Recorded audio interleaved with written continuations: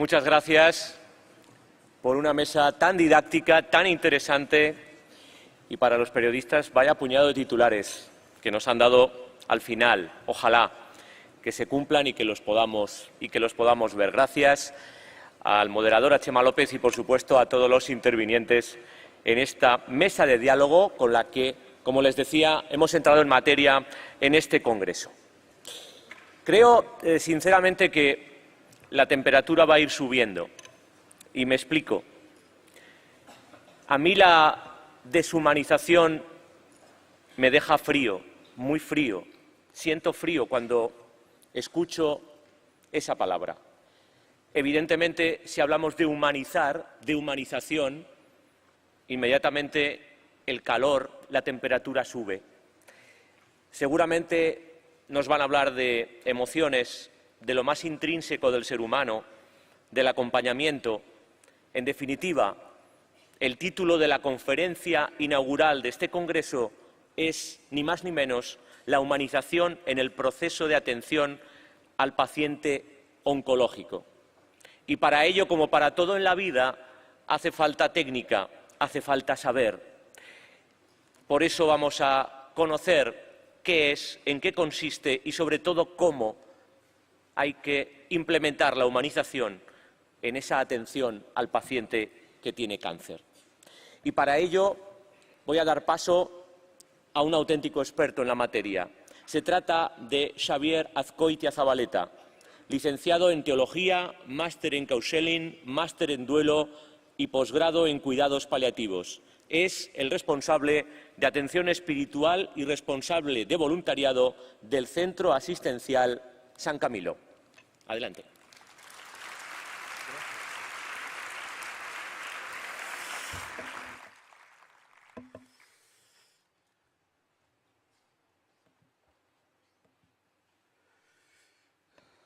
No se os ve. Buenas tardes. ¿Hay alguien ahí? Buenas tardes. Muchísimas gracias por la invitación. Para mí es un auténtico placer estar esta tarde aquí entre vosotros, entre compañeros, y me gustaría que este ratito que vamos a tener yo voy a intentar que sea para pensar juntos, sea parte de un itinerario en el que personas que nos dedicamos a acompañar personas, hacemos un camino con personas en el que aprendemos con personas, de personas, entre personas. Porque creo que durante un ratito que nos haría bien dejar de hablar de cáncer y empezar a hablar de personas. Porque, ¿verdad que no habéis visto nunca cruzar una metástasis por ninguno de los puentes del Ebro? Cruzamos personas, ¿no? Y esas personas llevamos de todo.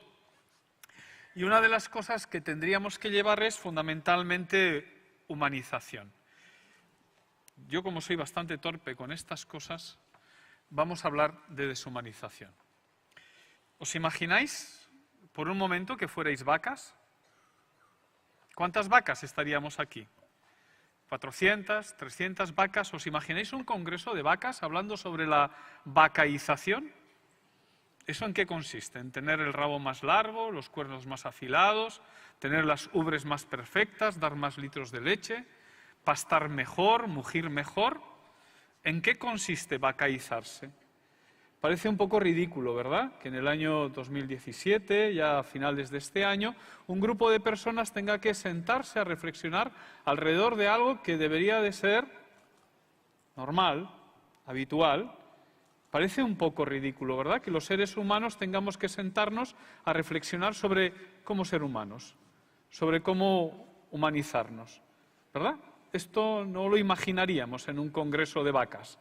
Las vacas ya son vacas. ¿Qué pasará en nuestra intervención terapéutica? ¿Qué pasará en las relaciones que generamos? ¿Qué pasará en cómo investigamos? ¿Qué pasará en la relación sanitario-paciente para que tengamos que iniciar un congreso hablando de humanización?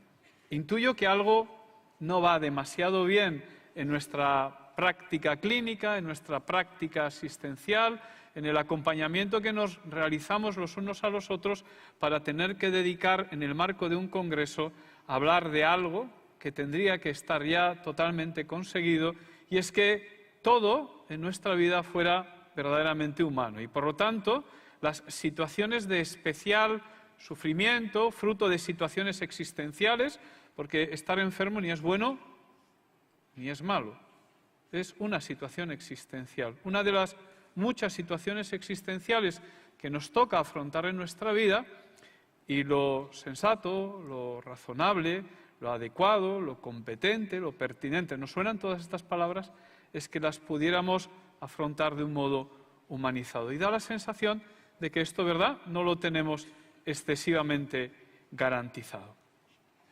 Mirad, me permitís que os tute, ¿verdad? ¿Queda alguno todavía después de este inicio? Bien. ¿Ya os tengo pillada la atención? Bien. Por lo tanto, creo que la tarea de humanizar es universal, ¿verdad? Me imagino que como yo viajáis. Yo he vuelto de Chile hace 15 días y hace cosa de mes y medio estaba en Bolivia hablando de estas cosas, ¿eh? Y me toca viajar bastante por el mundo, y cuando me siento a hablar con la gente alrededor de buen vino, porque en todos los sitios hay buen vino, aunque sea de arroz, todo el mundo nos quejamos de lo mismo, en todos los lugares. Y corremos el riesgo de que esta lamentación por la deshumanización que se produce en el mundo, incluso la pudiéramos banalizar. Claro, ¿qué ocurre? Que los efectos sobre la deshumanización no son menores, ya que estamos en un congreso en el que vamos a hablar, entre otras cosas, sobre cáncer. Preguntas de examen. ¿Cuánto del tanto por cien de cánceres que se van a registrar en los próximos años se van a registrar más allá de Tarifa? ¿Más del 50 o menos del 50%? No hay nadie. Ya os habéis ido todos. Creo que esta pregunta no es menor. Un 60% de los cánceres que se van a registrar en el mundo no van a pasar en Europa, no van a pasar en Estados Unidos, no van a pasar en Australia. Se lo van a pasar a otros seres humanos como nosotros, que viven en África, que viven en Asia, que viven en América Central o en América del Sur. ¿Sabéis qué tanto por cien de las personas que van a fallecer por esa enfermedad, por esas enfermedades, y no van a ser tratadas, se encuentran fuera del estrecho de Gibraltar? 99% de las personas que van a morir no siendo tratadas van a morir en África, van a morir en Asia, Por lo tanto, los efectos de la deshumanización tienen nombres propios. Y el consumo de analgésicos, de opioides, de nivel 3 en la escala, ¿sabéis cuánto se va a producir en Europa, se van a producir en Canadá, en Nueva Zelanda, en Estados Unidos o en alguno de los países europeos? Nada, solamente el 90%. El 10% ocurrirá en el resto del mundo. De tal manera que en Eritrea el gasto medio por paciente es de 11 euros y en Luxemburgo es de 8.262. Por lo tanto, creo que cuando hablamos de estas cosas es necesario que abramos un poquito el objetivo. ¿Para qué? Para que la última pregunta era ¿qué noticia queríais en el periódico? Bueno, yo os voy a invitar a soñar, y si me dejáis soñar un rato con vosotros, pues yo quiero soñar. Me voy a poner a dormir, de ahí viene lo de las zetas, estoy durmiendo. Y entonces yo sueño, es decir, yo trabajo en una unidad de cuidados paliativos donde hay 32 personas acompañadas por sus familiares. Fallecen, una de cada 1000 personas que fallece en el Estado fallece en nuestra unidad de cuidados paliativos. Este año fallecerán aproximadamente unas 415, 420 personas. Y cuando yo entro en las habitaciones de los pacientes y me siento con ellos, en el fondo sueño todos los días con lo siguiente, si me lo permitís. Sueño que a mi vuelta de Bolivia desaparezcan los hospitales sin agua corriente, porque cuando hablamos de investigación también tenemos que hablar de esto, sin luz, sin medicamentos y sin la misma tecnología que tenemos los demás. Y creo que esto, cuando hablamos de investigación, no debemos de olvidar. Sueño con más cosas. Sueño que ya no llegan a las urgencias de los hospitales ninguna persona por razones de violencia de ningún tipo. Pero también sueño con que en el pasillo del hospital en el que yo trabajo, en el de los hospitales en los que vosotros acudís, como personas que usáis los servicios o donde actuáis como voluntarios o donde ejercéis vuestra profesión, escuchemos cosas como que el paciente está emotivamente inestable, no solamente está físicamente inestable. También me gustaría escuchar cómo un compañero mío le dice a otro, mira, la madre de Juan necesita un extra, pero no de mórfico, sino de comunicación y un poquito más de soporte emocional. Sueño con que podamos escuchar en los pasillos de nuestros centros que mi compañera necesita un chupito de escucha porque a su hijo le han detectado una enfermedad o su marido ha tenido un accidente o está pasando una situación de dificultad. Me gustaría poder escuchar no solamente que las personas están emocionalmente angustiadas, sino también que puedan estar espiritualmente angustiadas. Y me gustaría escuchar cosas como que suena la alarma de la bomba del corazón de la habitación 4.1 porque se siente solo y tiene miedo. Me gustaría escuchar que ya no hay enfermedades raras excluidas del interés de la investigación o que ningún estudiante de medicina, enfermería, teología, psicología, limpieza, mantenimiento, cualquiera de las múltiples profesiones que ejercemos en el ámbito del cuidado de los demás, descuida la oratoria, no para lucirse delante de los pacientes, sino porque tenemos la obligación de hacernos entender. Y los demás tienen el derecho a poderse ir a su casa poniendo nombre a sus calles, sobre todo cuando nos toca darles no solo malas noticias, sino pésimas noticias. Porque dar bien una mala noticia es una buena noticia. Y sueño con que un día no escuchemos decir, oiga, mire, hágaselo en el pañal que luego se lo cambiamos. O sueño, sobre todo en este ámbito, no tener que oír en ningún lugar del mundo que es normal que le duela. Bueno, son mis sueños, los comparto con vosotros y creo que en la medida en que me pregunto por qué es esto de la humanización creo que tiene que ver con ir construyendo sueños, convirtiéndolos en realidad. Porque, como os decía, los efectos de la deshumanización son reales. Bueno, nosotros también en el centro investigamos, evidentemente, a un nivel un poquito más sencillo. Bueno, tan sencillo como que lo que hemos ido es a preguntarle a la gente si para ellos esto de humanizar es importante. A la gente. La gente son los pacientes, la gente son los familiares, la gente son los trabajadores, la gente es la gente que entra por la puerta de los centros asistenciales, de los hospitales, y les hemos preguntado, oiga, mire, ¿cree usted que el sistema sanitario público está humanizado? ¿Y qué creéis que ha contestado la gente?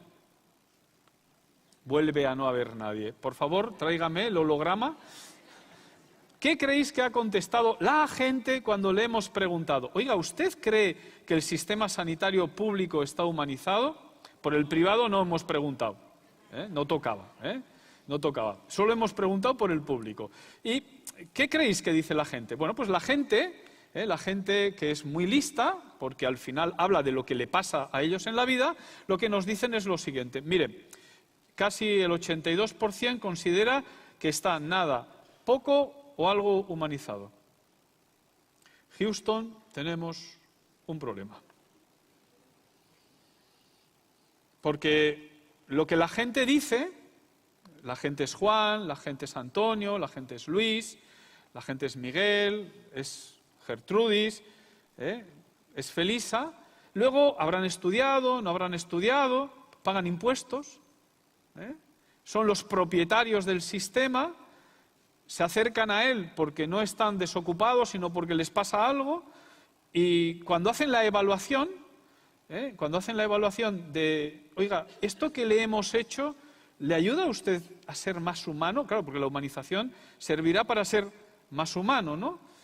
Oiga, ¿esto todo que le hemos hecho le ha ayudado a usted a vivir de un modo más humano, de un modo más humanizado? ¿Usted es un poquito más de persona ahora que hace una hora cuando estaba haciendo la lista de espera? Y nos dicen, pues mire, no. En el 82% de los casos, aunque los profesionales sanitarios que nos dediquemos a esto somos maravillosos, no os quepa ninguna duda, no terminamos de persuadirles a los demás que somos tan maravillosos. Porque vamos deprisa. ¿Sabéis cuánto es el tiempo que dedicamos en el mundo de la demencia? Me voy a cambiar de ámbito. Acaba de salir un estudio en el Reino Unido, ahí lo estudian todo, con camaritas.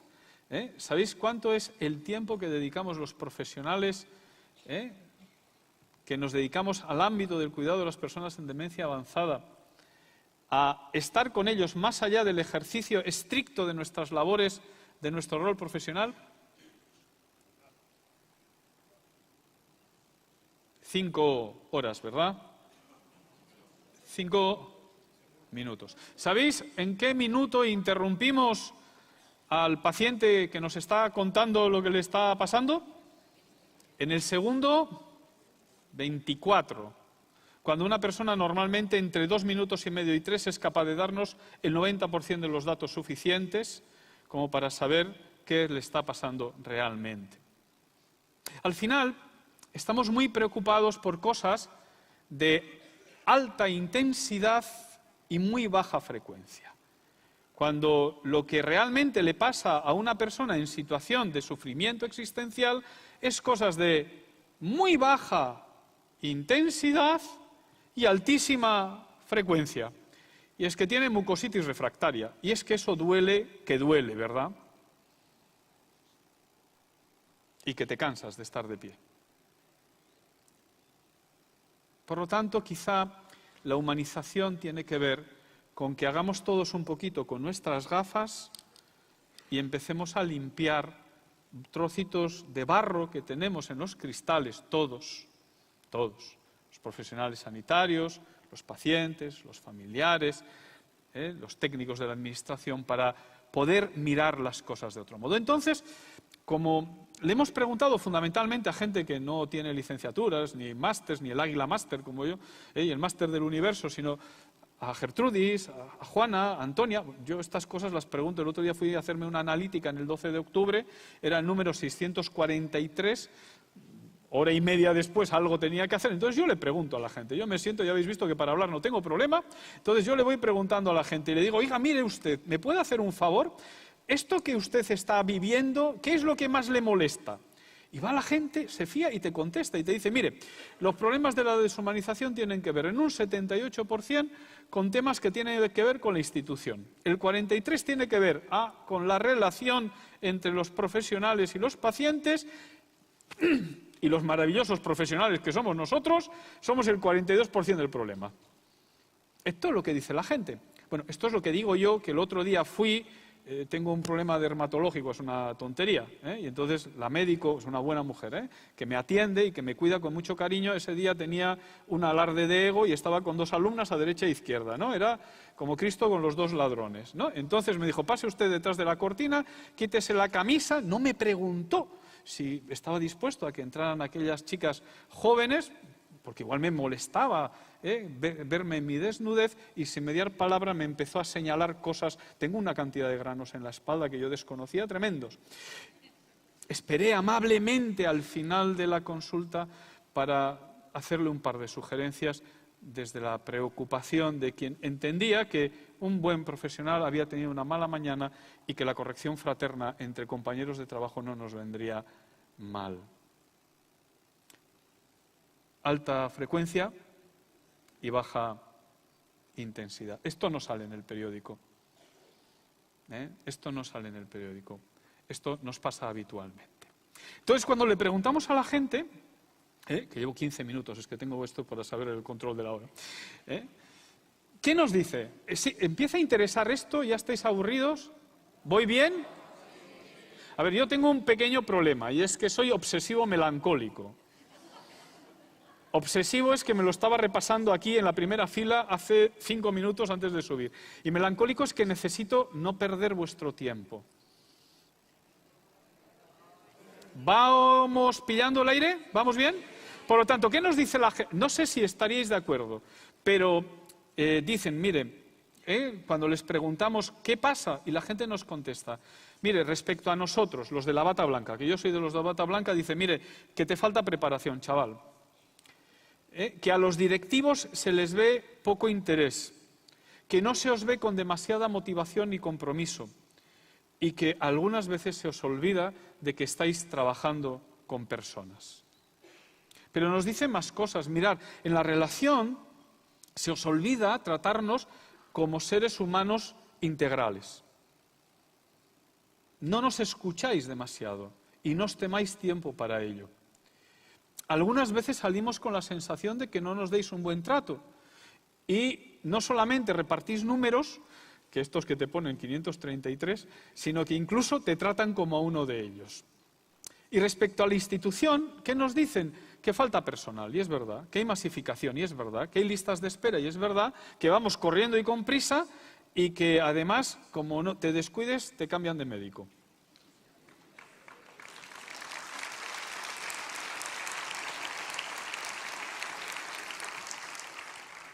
Claro, mi madre, Maricruz, que tiene 70 y muchos años, 78 en concreto, y está bastante bradisíquica porque tiene un Renault, tengo su permiso para decir estas cosas, claro, si no, no las diría, me dice cosas como las siguientes. Oye, mira, ¿cómo podríamos hacer esto mejor? Y me dice, mira, si estudiarais un poco más, pues yo ya voy a 5 másters, ¿no? Ya no me queda trozos de pared en su casa donde colgar los títulos. Es decir, pero sobre todo más supervisión. Es decir, que nos contemos lo que hacemos mal. Bueno, esto estaría bien, ¿verdad? En investigación oncológica, que se publicaran los estudios de lo que no sale bien, no solo los que salen bien, ¿no? O que tengan en cuenta a la persona por encima de todo.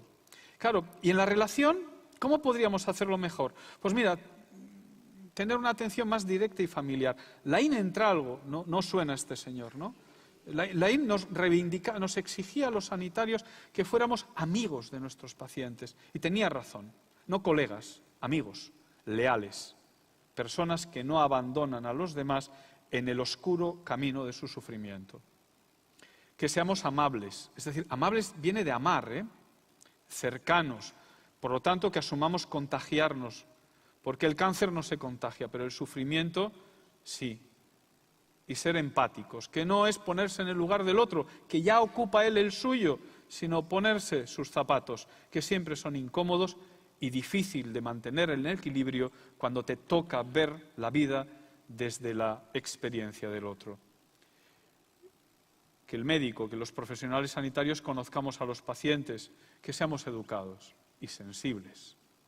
Que nos den información clara, nos piden, y detallada de nuestra enfermedad. Si hemos estudiado tanto, sabremos explicarnos, ¿no? Más medios para todos y una mejor organización. Por lo tanto, oiga, miren, cuando les preguntamos a la gente, ¿cree usted que es importante humanizar? Van y se ponen de acuerdo. El 97% dicen que sí. Pero el 82% dice que está mal, ¿recuerdan? Entonces, claro, ahora como todos trabajamos en temas de calidad, que son todos muy interesantes, pues yo pregunto por indicadores. Oiga, ¿me puede usted indicar por dónde hay que ir? Pues esto es un indicador. Es un sitio que te dicen, por ahí se va al pilar. Oiga, ¿por dónde se va a la humanización? Y la gente, los que estaban haciendo el otro día la fila conmigo para que les sacaran la sangre, te dicen que les importe lo que me pasa. Que me pregunten de vez en cuando, no siempre, cómo me siento. Que sepan hacer y que me sepan explicar las cosas. Que te den un trato personal en el marco de la relación, que te dediquen tiempo, que te escuchen un poquito, que se interesen también por ti y que te tengan informada de cómo está su familiar. En esto los bioeticistas algunas veces tenemos que decir que no tanto. Y en el ámbito de la institución, no tener que esperar tanto a que te atiendan, un poquito menos de papeleo y un sistema un poco más ágil. ¿Cree usted que se puede humanizar el sistema? ¿Qué se le ocurriría a usted? Que no ha estudiado, que no sabe tanto, que... Pues mire, un poquito de vocación, creer en ti y en aquello que haces, un poquito más de motivación, formar a los profesionales desde el principio, no solamente a contar mitocondrias, un poquito de humildad, que les conozcamos, que nos expliquemos mejor, que nos interesemos no por las enfermedades, sino por las dolencias, que es otra cosa diferente. Y en la medida de lo posible, reducir listas de espera, concienciar a la sociedad, renovar un poco la plantilla, poner un poquito más de recursos. Por lo tanto, si me permitís, yo lo resumiría en lo siguiente. El problema ético fundamental de este mundo es la deshumanización, que muchas veces se suele plantear, y yo ya lo he oído aquí, y tienen razón quienes lo plantean también así, como despersonalización en la atención, pero la deshumanización es algo bastante más gordo, algo bastante más grave, es algo bastante más serio que una cuestión de poco cariño o de ternura en la atención. ¿Por qué? Porque si no correríamos un grave riesgo, y es el que utilizar la humanización como un conjunto de iniciativas buenistas que sirvieran ¿para qué? Para maquillar la asistencia sanitaria. Hay muchas iniciativas que colorean, pero creo que humanizar fundamentalmente tiene que servir para comprometer éticamente al mundo sanitario, a la sociedad, con la vulnerabilidad para construir salud, aliviar el sufrimiento y acompañar en el final de la vida. Humanizar es eso. Lo demás es otras cosas.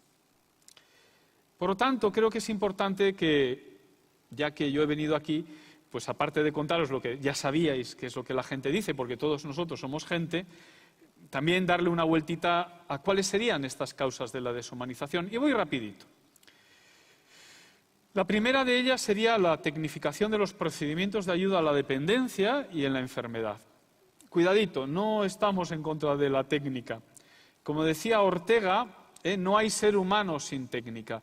Y es cierto, hemos avanzado muchísimo en quimioterapia, en cirugía, en radioterapia, en hipertermia, en inmunoterapia. Es cierto. Y todo esto es fundamental y es necesario, siempre y cuando, cuidadito, no caigamos en reduccionismos, caigamos en la tecnolatría y caer en la dictadura de la tecnología, que nos lleva ¿a qué? A la cosificación de las personas y, por lo tanto, buscamos y promovemos una técnica, pero que humanice. Hablamos de deshumanización también en el marco del complejo mundo sociosanitario.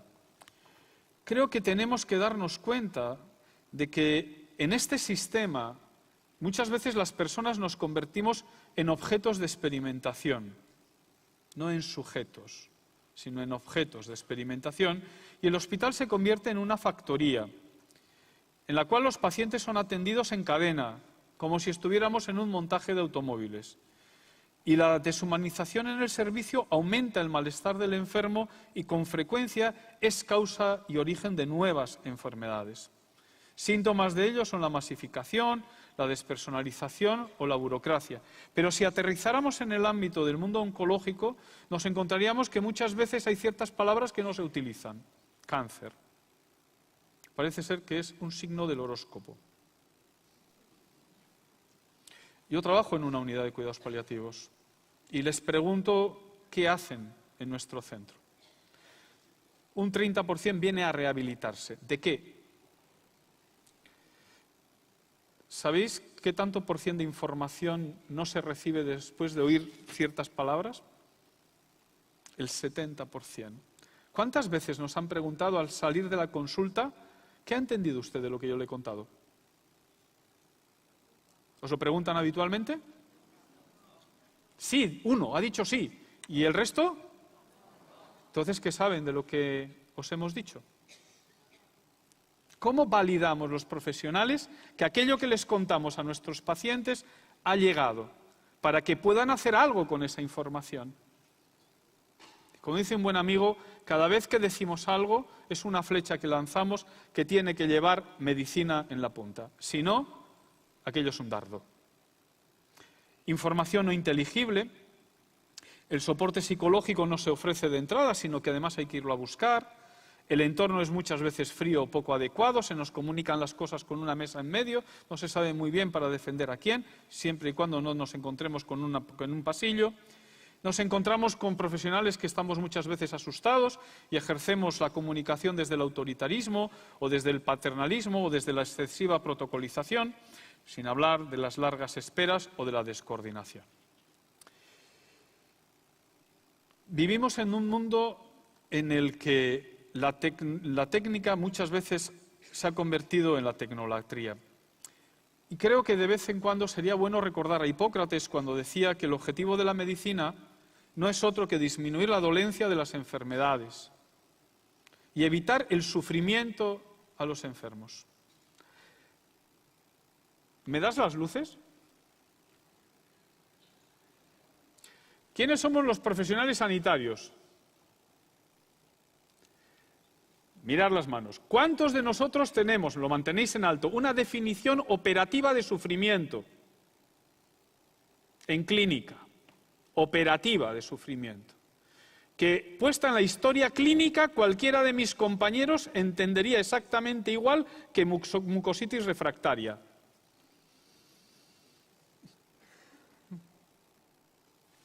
¿Estáis seguros que las personas que estamos en este marco nos movemos solamente en el ámbito del dolor o todos nos movemos en el ámbito del sufrimiento? ¿Dolor o sufrimiento? ¿Dolor o sufrimiento? Insisto, sufrimiento, ¿verdad? Y no tenemos una definición operativa de sufrimiento en el ámbito de lo clínico o en el ámbito de lo social. Por lo tanto, ¿somos capaces de comunicarnos entre nosotros? Cuando detectamos y hablamos de sufrimiento, ¿de qué estamos hablando? Antonio, que tiene un cáncer de pulmón con diferentes metástasis, está casado con Juana y tienen 3 hijos. No, manténme la luz, por favor. Porque tuvieron 4 y uno se mató en un accidente de moto. Otro de ellos está en una silla de ruedas y él no ha hablado de su muerte, pero se le nota enfadado y rabioso. Tenía muchos amigos, era alfarero, se dedicaba a organizar comilonas con sus amigos en la parte baja de su casa. Y ahora está triste, enfadado, está huraño, incluso no trata bien a su mujer. ¿Cuál sería la experiencia de sufrimiento de este señor en nuestra cabeza?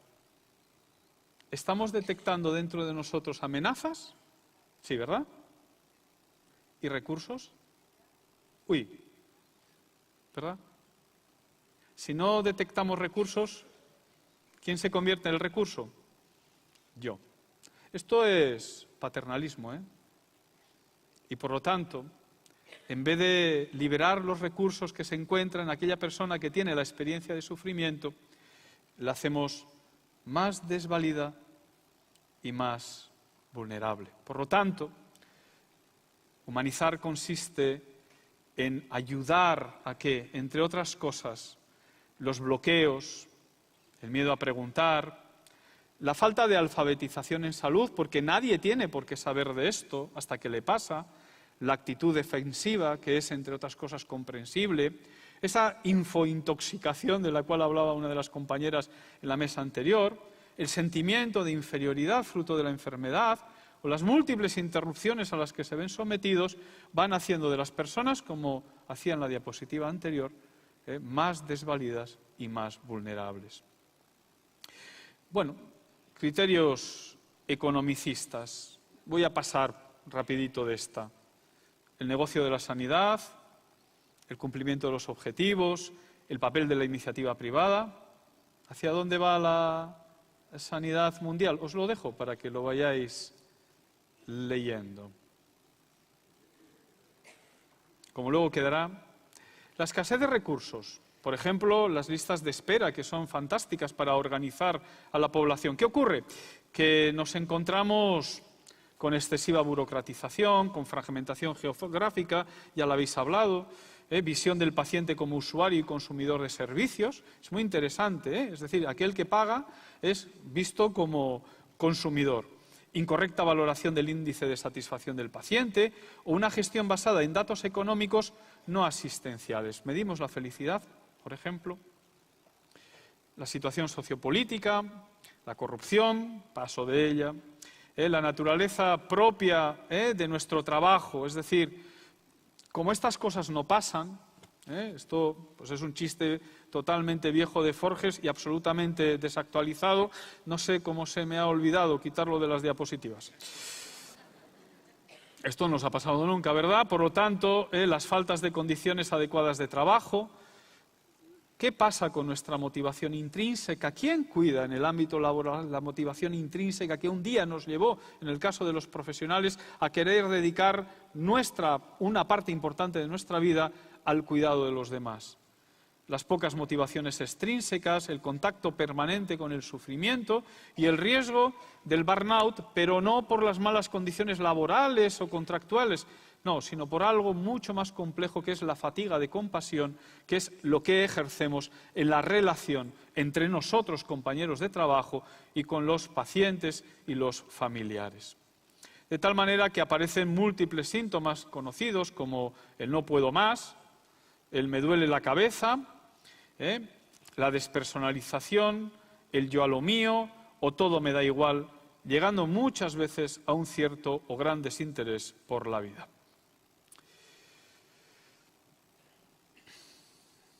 ¿Os suena, verdad? Fue un éxito de intervención. Es una intervención parcializada, hiperespecializada y fragmentada. Cada uno intervino desde su lado y todos se lo pusimos en su sitio. No le sirvió para nada. Por lo tanto, trabajamos en equipo. ¿Cuánto nos cuesta trabajar en equipo? Como decía aquel, trabajas en equipo, enséñame tus heridas, ¿verdad?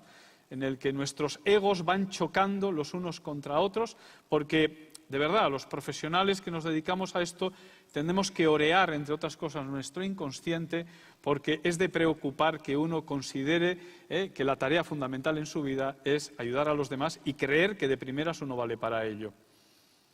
Por lo tanto, un poquito de humildad a todos no nos vendría mal. Y creo que uno de los graves problemas de nuestro tiempo tienen que ver con la negación del sufrimiento. La enfermedad en nuestra sociedad se vive como un tabú.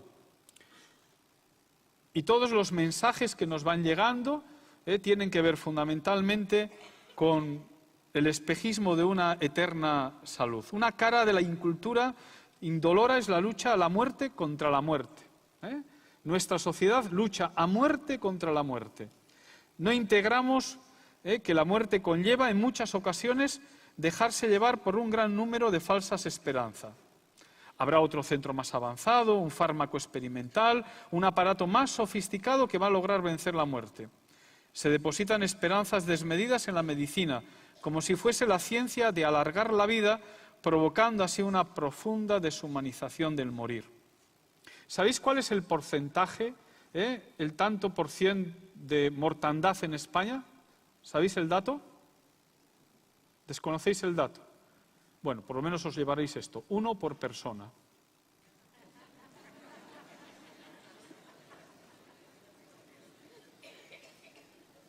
Parece que es un chiste. Pues no lo es. Por lo tanto, los objetivos de la medicina serían 2, y ambos de la misma categoría y de la misma importancia. Por una parte, permanece el objetivo de los últimos siglos, que es luchar contra eso que siempre nos vencerá y que son las enfermedades. Y por lo tanto, tendremos que ir victoria tras victoria hasta la derrota final. Pero por otra parte, cuando a pesar de todos nuestros esfuerzos llegue la hermana muerte, en ese proceso que se llama morir, tenemos que marcarnos como un objetivo fundamental, y es que las personas mueran serenas y en paz.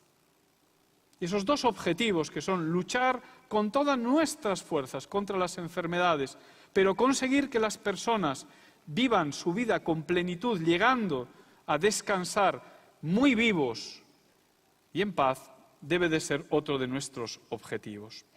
Para conseguir todo eso, es necesario que nos preguntemos realmente qué significa humanizar.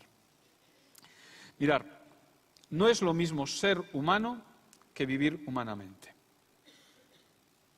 Hay 7.000 millones de seres humanos, de los cuales 2/3 partes no viven humanamente. Y una de las cosas que nos tendríamos que preguntar en el proceso de humanización, al que nos vemos todos los que nos sentimos concitados a este ámbito, es si todos los humanos que nos encontramos en este espacio conseguimos hacer este itinerario viviendo humanamente. Para vivir humanamente uno tiene que hacerle al otro algo humano y dice, ¿esto qué es? Algo familiar, afable, hay que ablandarse. No vale, lo de la cecina aquí no vale. Hay que desenfadarse, hay que hacerse benigno. Entonces, ¿os habéis traído a un tío para que os hable durante 1 hora, para que os diga que hay que ser buenos? Sí. No he dicho bondadosos, que también, si hay posibilidades. Sí, sí. Es de justicia ser buenos. Y en bioética, los principios prima facie son no ser maleficentes y ser justos. Pues si queremos ser justos en el ámbito sanitario, tenemos que no ser malos en cuanto que tenemos que ser buenos. Y además, si podemos, respetar la autonomía hasta donde se pueda y ser bondadosos. Sí, tenemos que ser buenos. Tenemos que hacer bien el bien. Sí, tenemos que ir hacia éticas de virtudes. Los profesionales y los voluntarios nos metimos en este lío porque queríamos ser virtuosos, no fantásticos, que es otra cosa. Queríamos aprender a tocar un instrumento de modo virtuoso para que, haciendo una de las tareas más complejas que existe, que es hacer silencio, que también es una nota de la partitura, los demás tengan sitio y armónicamente podamos bailar pisándonos los pies lo menos posible. Y haciendo un corro donde alguien pueda hacer su experiencia vital de modo pleno. Este es el objetivo. Construir un corro en el que humildemente, de modo desenojado, de modo afable, intentando ser amigos, construyamos un espacio en el que las personas puedan construirse personalmente. Por lo tanto, humanizar fundamentalmente es una cuestión ética. Tiene que ver con los valores, con la búsqueda del bien de la persona que se encuentra y de sí mismo en la relación. Humanizar consiste en utilizar la técnica para luchar contra las adversidades de la vida, impregnándola de valores y actitudes genuinamente humanos, de acuerdo con algo que se llama la dignidad humana. Examen. ¿Cuál os parece que es el estado natural del ser humano? ¿Estar sano o estar enfermo? ¿Votos a favor de sano? Necesito luz, por favor. ¿Votos a favor de sano hay? No, sin vergüenza. Solo me están grabando a mí, a vosotros no. ¿Podéis bajar las manos? Los que pensáis que el estado natural del ser humano es estar enfermo, ¿votos a favor? 3. Lo vamos a hacer mejor. Mirad, con ruido, por favor. Parece que es una bobada, ¿eh? Es una bobada. Poneros de pie, por favor. Este es el momento en el que yo rompo el aburrimiento. Este es listo el chaval este, ¿verdad? Poneros de pie, por favor, todos aquellos que penséis que el estado natural del ser humano es estar sano. Por favor, poneros de pie, así, con ganas, emoción. Podéis sentaros. Podéis sentaros. ¿Puedo dar el título del tercer congreso?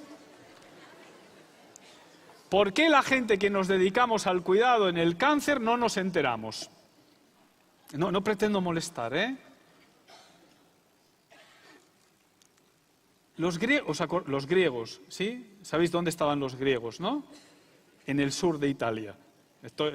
La Magna Grecia estaba allí. Entonces, los griegos se inventan una cosa que es totalmente falsa, que tiene que ver con la proporción numérica de donde sale la belleza, ¿verdad?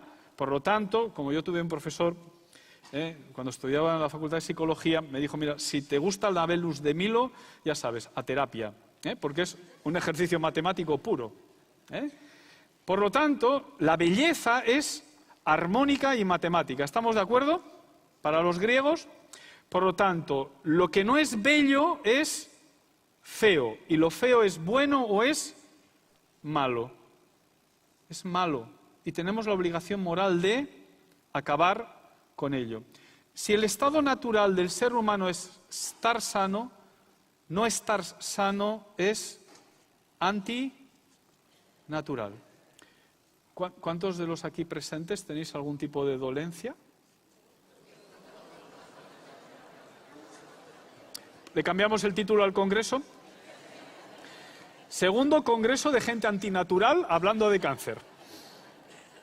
Esto parece que es una bobada, pero esto es muy, muy importante, porque entre otras cosas condiciona nuestra relación con nuestro cuerpo, con nuestra enfermedad, con nuestros pacientes, con nuestros compañeros. Si hemos decidido que el estado natural del ser humano es estar sano, lo contrario es antinatural. Y lo antinatural es feo. Y lo feo es malo. Y con lo malo tenemos la obligación de acabar. Dice Susan Sontag que a todos al nacer nos otorgan, no me voy a meter en política, un doble pasaporte. A las mañanas amanecemos muchas veces en el mundo de los sanos, hemos comido un pincho de tortilla que no estaba muy bien y por un ratito pasamos al mundo de los enfermos. Te dan de comer, te dan de beber alguna cosita, un poco de Fortasec, y terminas pasando de nuevo al mundo de los sanos. Claro, luego llegas a casa y no sé qué ha pasado, que terminas con la cabeza como un bombo camino a la cama, vuelves a estar de nuevo en el mundo de los enfermos. Por lo tanto, el estado natural del ser humano es estar sano, enfermo, enfermo, sano y las dos cosas a la vez. Y nuestro objetivo en este mundo debería ser que todo el mundo se muera enormemente sano, lleno de enfermedades. Pero se nos ha olvidado que el objetivo es este, motivo por el cual muchas de nuestras relaciones con humor, es decir, porque solo se le puede meter al otro el dedo en el ojo con una sonrisa, porque si no te agreden a la salida, tendríamos que preguntárnoslo. Claro, por lo tanto, nosotros los seres humanos nos concebimos a nosotros mismos desde la racionalidad, desde nuestra capacidad de autodeterminación, cosas importantes, ¿verdad?, en la vida, la capacidad del lenguaje, de tal manera que esto que nos roba la enfermedad es una cosa llamada independencia. Estoy hablando de lo que estoy hablando,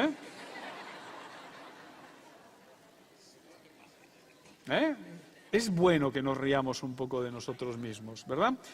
Por lo tanto, ¿estáis de acuerdo que el gran valor en nuestra vida es la independencia? ¿Qué hace la enfermedad? Te la limita, te la corta, te la condiciona, te la zancadillea, te la tira por debajo. Y por lo tanto, si el gran valor en nuestra vida es la independencia, yo tengo la obligación de preguntaros a vosotros, amado público, ¿cuál os parece que es el estado natural del ser humano? ¿Ser autosuficiente o ser dependiente? ¿Votos a favor de autosuficiente? No os cortéis. Muy bien, bajar la mano. Cuarto congreso, siguen sin enterarse.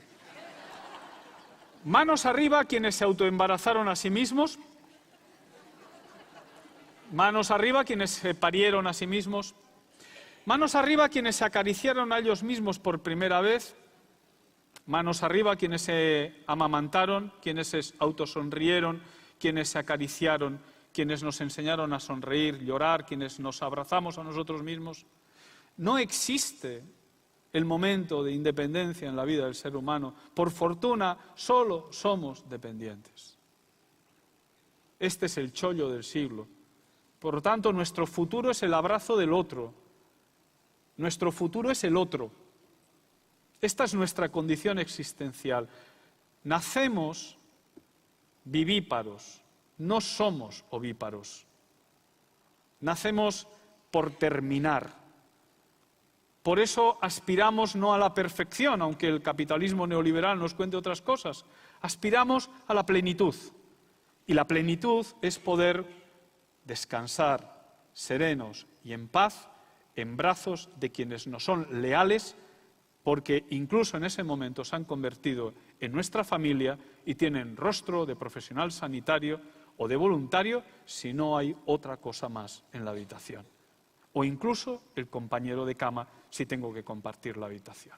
Por lo tanto, en la humanización, nuestra vulnerabilidad es nuestra gran oportunidad. Por lo tanto, buscamos humanizar desde una dignidad ética. Las otras son muy interesantes. Lo que pretendemos no es ser humanos, sino vivir humanamente. Por lo tanto, buscamos una medicina y una asistencia centradas en la persona, en la que aparezca un nuevo concepto de salud.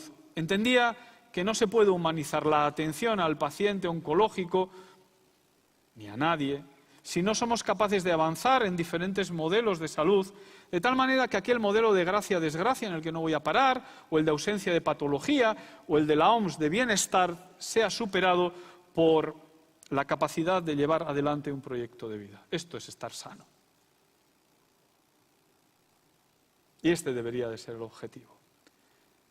Ayudar a que las personas afectadas por una enfermedad, en este caso la enfermedad oncológica, sean capaces de elaborar y poder llevar adelante un proyecto de vida, que dure lo que dure. Y para ello es necesario que tengamos una mirada holística sobre el ser humano, porque en la medida en que tenemos una mirada holística sobre el ser humano nos damos cuenta de que aquel que está en la cama, ¿verdad?, no es muy diferente de este que está aquí. ¿Qué tiene en el corazón? Una pequeña tirita. Alguien que ha integrado su vulnerabilidad es capaz de acompañar a otro en situación de vulnerabilidad. El encuentro tiene que ser moralmente simétrico, emocionalmente no, porque son relaciones de ayuda, pero tiene que ser moralmente simétrico. Dos seres humanos completos, con un proyecto de vida que están intentando autorrealizar, caminan juntos de tal manera que se relacionan desde todo su ser con todo su ser. De tal manera que cada uno presta lo mejor que tiene. ¿Quiénes han sido nuestros maestros? En la facultad nos enseñaron alguna cosa. Y a pie de cama, casi todo lo que sabemos. Pero tenemos que conseguir que los hospitales sean hospitales y no clínicas. ¿Sabéis de dónde viene clínica, no? De cama. El infirmum, es decir, el que no está firme, se tumba en el clinum. Por eso muchos de los hospitales son clínicas, almacenes de camas. En vez de lugares que sean como la sala de tu casa, donde tú te pusiste previamente en orden para que otro pueda entrar en el interior de tu ser y sentirse en tu casa como si estuviese ¿dónde? En la suya. ¿De verdad que le vais a contar a alguien lo que os pasa en la vida si el otro no es confiable y no quiere ser tu amigo? Voy avanzando. Por lo tanto, el objetivo creo que es el de una vida autorrealizada con otros, para otros, y en la medida en que está siendo atendido y asistido en instituciones que pretenden ser justas. Avanzo rápido. Por lo tanto, creo que es importante que paremos en diferentes áreas y ámbitos de humanización. Es decir, no quiero citar a ningún programa de Telecinco, del cual todo el mundo sabe, y donde hemos decidido que la sinceridad y no la autenticidad es el marco de relación. No es lo mismo, ¿eh? Se puede ser cruel siendo sincero. El objetivo en las relaciones tiene que ser la autenticidad. Solo podemos decir aquello que al otro le vaya a hacer bien. ¿Para qué vas a decir algo que al otro le va a hacer mal? ¿Qué sentido tiene? El objetivo en la vida es ser auténtico y la sinceridad tiene que estar al servicio de la autenticidad. Por lo tanto, creo que en el ámbito de lo cultural es muy importante que elaboremos cultura sobre la humanización. En el ámbito político-económico, creo que es importante que vayamos marcando cuáles son las prioridades, de tal manera que reduzcamos los gastos donde hay que reducirlos y no donde no se debe hacerlo. En el ámbito de lo estructural os voy a hablar de mi centro. Bueno, pues sí, tenemos un piano. He visto a los de musicoterapia, me parece fantástico, pero aparte de musicoterapia también tiene que haber música gratis. El gozo y el placer de escuchar. Y que nos acompañen con música a las auxiliares, a los de la limpieza, a la enfermería, a los médicos, a los familiares, que nos acompañen con armonía. Porque en Madrid, por lo menos, por ir al auditorio se paga. En nuestro centro, por escuchar música de calidad, se pagan impuestos. Que haya espacios donde nos podamos sentar, donde la naturaleza entre dentro del centro, donde gastando menos que lo que se han gastado en algunos de los hospitales públicos, nosotros tenemos un centro concertado, las personas puedan tener espacios donde poder comer pizza, McDonald's. ¿Qué le vamos a hacer? Cada uno se maltrata como buenamente sabe. Donde las habitaciones sean individualizadas y personalizadas y no haya dos baños que sean iguales. Que en el ámbito de lo asistencial pongamos a las personas en el centro y cuando nos preguntemos por qué es holístico, tengamos la respuesta porque os la he dado un poquito antes. Dos seres humanos que se encuentran. Que el ámbito de lo ético esté presente, de tal manera que seamos capaces de identificar y analizar racionalmente y tomar decisiones prudentes mediante deliberación, conociendo criterios y principios, superando dogmatismos y trabajando en comunidad o en equipo, y que el paciente y la familia formen parte del equipo y que deliberen con nosotros, porque tomamos decisiones conjuntamente. Que en lo relacional seamos capaces de ser competentes relacionalmente y que no seamos personas que tengamos solo mucho corazón o muchas habilidades y poca cabeza, sino que seamos capaces también de, mediante los conocimientos, hacer crecer nuestra cabeza, que seamos capaces de, teniendo muchos conocimientos y mucho corazón, ser capaz de entrenarnos en habilidades que nos permitan ser pertinentes y competentes, pero también seamos capaces de hacer acrecentar nuestro corazón y tener una atención centrada en valores como la aceptación incondicional, la consideración positiva, la empatía, la autenticidad o la congruencia. Y al final, sin idealizaciones, porque este os gusta, ¿verdad? Este es como Brad Pitt, mucha cabeza, mucho corazón, muchos brazos. ¿A quién le gustaría ser así? No hace falta que levantéis los brazos, a todos.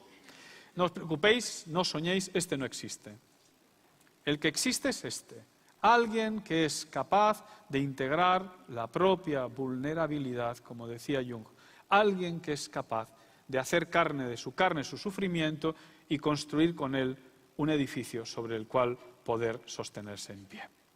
Que la formación de los profesionales, que fue sobre todo de competencia técnica, además incorpore competencias blandas como la relacional, de tal manera que seamos competentes relacionalmente, emocionalmente, éticamente, espiritualmente, o en este mundo maravilloso en el que nos intercambiamos las personas de un lugar al otro, podamos también ser competentes culturalmente y podamos entender a personas que vienen de otros sitios.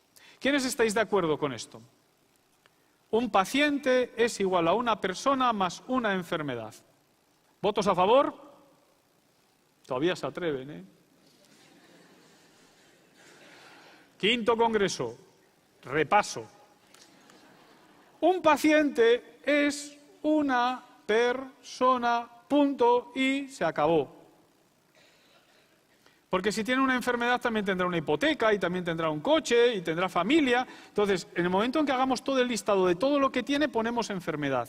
Y de mientras nos ahorramos fragmentaciones y reduccionismos.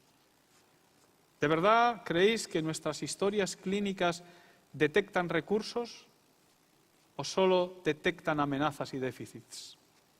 Por lo tanto, parcializamos, fragmentamos y no damos posibilidades muchas veces desde el principio. Voy terminando. Creo que la humanización de la salud creo que es la clave. Y cuando hay que hablar de claves, creo que hay que preguntárselo. Esto se lo he copiado a una radiooncóloga de Burgos, una chica interesantísima, y creo que siempre hay que citar cuando uno le roba a otro. Aparece la cita un poco más adelante. ¿Por qué humanizar? Bueno, por todas estas cosas que hemos dicho, dignificar, informar de forma adecuada, porque tenemos que empatizar, porque tenemos que crear un entorno cálido y amigable. Pero ¿qué objetivos tenemos que tener en la humanización? Y dice la doctora Virginia Ruiz, que es una radiooncóloga que creo que colabora con la Asociación Española contra el Cáncer en Burgos, dice que hay 3 cosas que tendríamos que hacer: definir, impulsar y favorecer al paciente y a sus familiares. Algo con lo que yo no comparto, que es el tratamiento biopsicosocial del cáncer. Me sigue pareciendo un planteamiento fragmentado. Creo que hay que buscar otras integralidades. Creo que hay otras integralidades, dentro de las cuales abordaremos el ámbito de lo biológico, de lo psicológico, de lo social, de lo espiritual, pero primero tiene que haber una mirada previa, integral e integradora, en la que abordemos áreas de trabajo, porque algunas veces compramos palabras rápidamente, sin pararnos demasiado a pensar, y posibilitar una mejor aceptación, vivencia y normalización de la enfermedad. Y creo que ella plantea ciertos objetivos que creo que yo he recogido algunos de ellos y he incorporado yo otros. Creo que humanizaríamos en el ámbito de la enfermedad oncológica si redujéramos el impacto psicológico del cáncer. Y creo que ahí se aportan algunas herramientas adecuadas. Creo que habría que promover la autonomía y el autocuidado de las personas, normalizando la enfermedad, cosa de las que ya hemos estado hablando, facilitando el itinerario diagnóstico terapéutico y, evidentemente, atendiendo al superviviente. Pero creo que de esto también hay que hablar. ¿Cuántos de los tumores sólidos se curan? ¿Cuánta supervivencia tenemos? ¿Y del gasto? ¿Cuánto del gasto se produce en los últimos 6 meses de la vida del paciente? ¿Un 70, un 80, un 90%? ¿Y va a cambiar eso, el itinerario? Por lo tanto, ¿cuándo tendríamos que empezar a hacer cuidados paliativos? ¿Cuando quedan 2 meses? ¿Cuando quedan 3 meses? ¿O al inicio? Esto lo dice el paliativista. Creo que morir bien, como dice Ira Byock, puede entenderse como una experiencia subjetiva de crecimiento personal.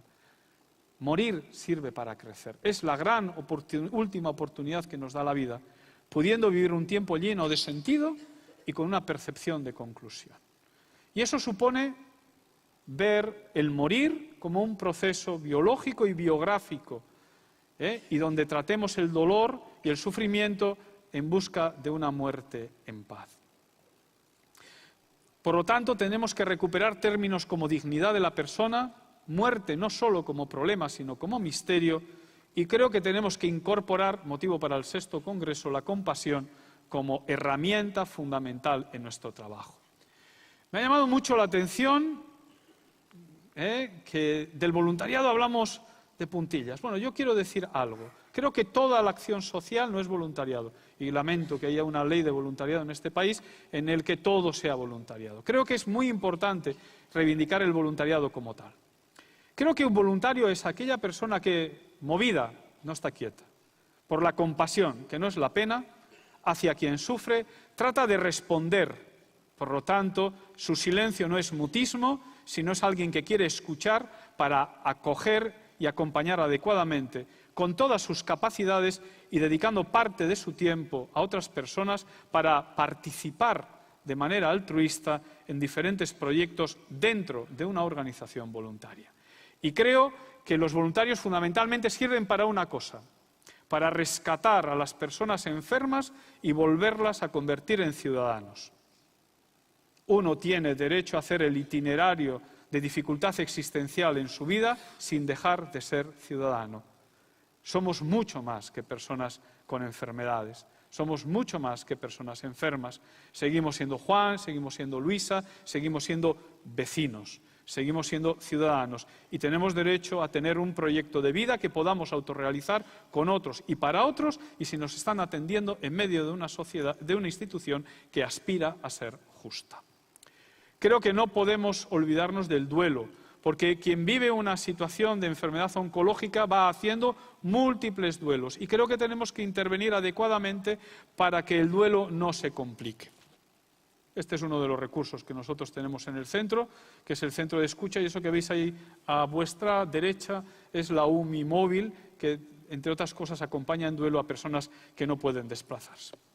Creo que tenemos que atender al profesional sanitario. Y termino en 3 minutos, porque como esto pretende ser un congreso y además pretende ser científico, y yo soy un hombre de ciencia, me he traído mi farmacia. Os invito a que os acerquéis a esta farmacia en la que vendemos valores, que se llama, porque las farmacéuticas no condicionan nada este mundo, pues yo, y todo el mundo tiene sus dados cargados, yo voy a intentar cargar los vuestros durante un ratito. Creo que existe el Vital Humanizol, que además está a bajo costo. Ante el riesgo de la tecnificación, creo que un poquito de liberalina no nos vendría mal. El principio activo es sabidurina, es decir, no todo lo que podemos lo debemos. ¿Y dónde se halla esto? Pues en el interior de todo envoltorio humano. Ante el riesgo de la despersonalización, creo que un poco de Respetil 3D, una pastilla a la mañana y otra al final del día, no nos vendría mal, porque, para quien esté interesado, es aceptamizol personalizado. Creo que se halla fundamentalmente en todos aquellos que te aman y te miran bien. Ante el riesgo de la vulnerabilidad, creo que un poco de Ternurex no nos vendría mal. Antes la llamábamos ternurina, ahora hemos sacado un 2.0 y llamamos ternura activada genuina. Creo que se halla fundamentalmente en todos aquellos que quieren ser sanadores y en la vida se saben heridos. Ante el mundo complejo del sistema sanitario y sociosanitario, un poquito de facileno, es decir, facilitador personificado, compuesto fácilmente accesible para el que no tiene ganas de complicarse innecesariamente y sabe ser sencillo y accesible para los demás. Ante la economización, un poquito de personín, principio activo, deseconomisteína. Se halla fundamentalmente en aquellos que se organizan con una mirada de economía familiar, aunque sea en escala. Ante la escasez de recursos, un poquito de justicil. Es projusticio social, compuesto fácilmente accesible en el más genuino sentido común del que no está ciego ante lo que realmente pasa en el mundo. Ante la corrupción, un poquito de Claritec. Es ácido de claritina, compuesto fácilmente accesible en la transparencia de los acuíferos humanos. Ya sabéis que el agua va subiendo, se desborda. No hay que preocuparse. Si fuera ácido clorhídrico, sí, pero es un poquito de agua con sal. Por lo tanto, facilitar y permitir que las personas expresen emociones y sentimientos ayuda a que nos clarifiquemos. Ante el burnout, un poquito de Intimate Vital, un poco de Intimazol personalizado. Al final, la fatiga de compasión se aborda con 3 cosas. Empatía exquisita. ¿Sabéis más? No, el gimnasio no sirve, ¿eh? Viene bien. No. Empatía exquisita, autoconocimiento mediante meditación y escritura reflexiva. Contar lo que nos pasa y ser valientes y compartirlo con otro, de tal manera que alguien vea nuestra desnudez interna y nos arrope con afecto y con cariño. Termino. Y para el mal uso del poder, un poquito de Lideretec, y para la hiperfragmentación, un poco de coracitrina, que es holistina integradora, compuesto fácilmente accesible en los corazones humanos. Ante otro tipo de fármacos que venden en otros lugares, yo os invito a comprar estos. 2 ideas y acabo. Decía Luis Aranguren que quienes nos movemos en el ámbito del sufrimiento, me da lo mismo si llevamos bata o no, tenemos que obrar de tal modo, junto a otros, que hagas de la defensa del débil el criterio de trabajo organizado por la justicia. Y dice Camilo de Lelis algo que tiene que ver con la atención plena. En el servicio a los enfermos, mientras las manos realizan su tarea, estén atentos.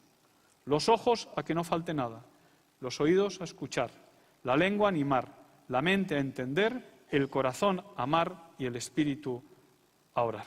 Muchísimas gracias.